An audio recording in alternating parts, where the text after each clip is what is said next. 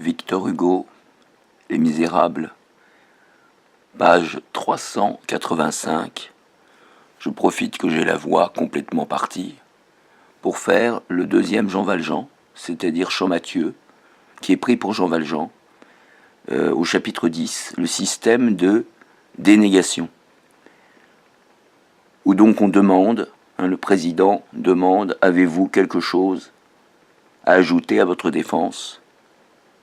Et Champmathieu répond,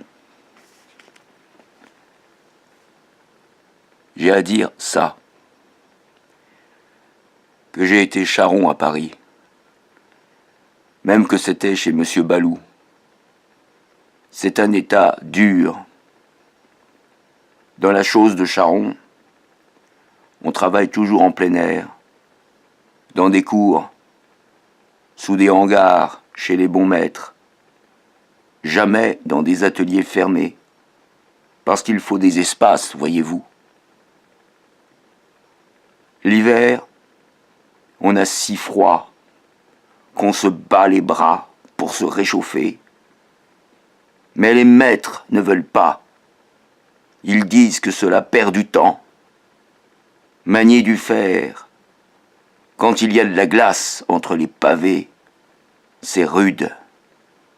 Ça vous use vite un homme. On est vieux, tout jeune, dans cet état-là. À 40 ans, un homme est fini. Moi, j'en avais 53. J'avais bien du mal. Et puis, c'est si méchant, les ouvriers.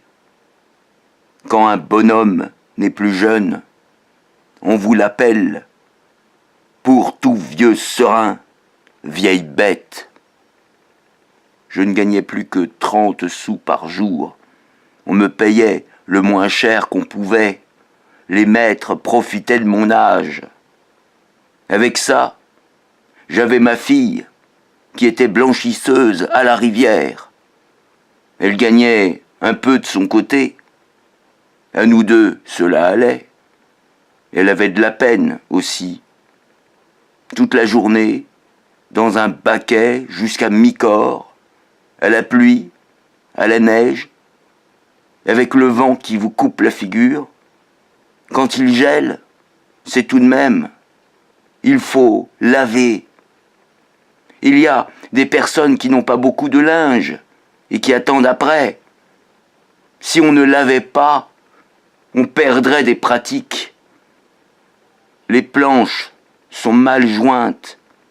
Il vous tombe des gouttes d'eau partout. On a ces jupes toutes mouillées, dessus et dessous. Ça pénètre. Elle a aussi travaillé au lavoir des enfants rouges, où l'eau arrive par des robinets. On n'est pas dans le baquet. On lave devant soi au robinet, et on rince derrière soi dans le bassin. Comme c'est fermé, on a moins froid au corps. Mais il y a une buée d'eau chaude qui est terrible et qui vous perd les yeux. Elle revenait à 7 heures du soir et se couchait bien vite. Elle était si fatiguée. Son mari la battait. Elle est morte.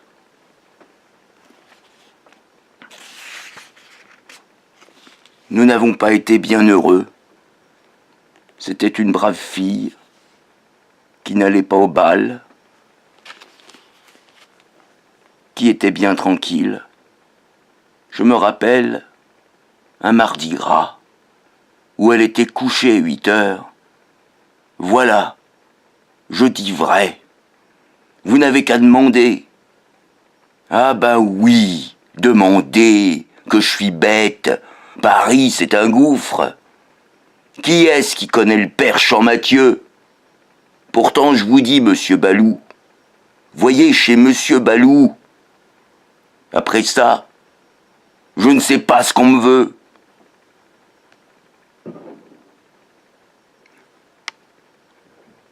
L'homme se tut.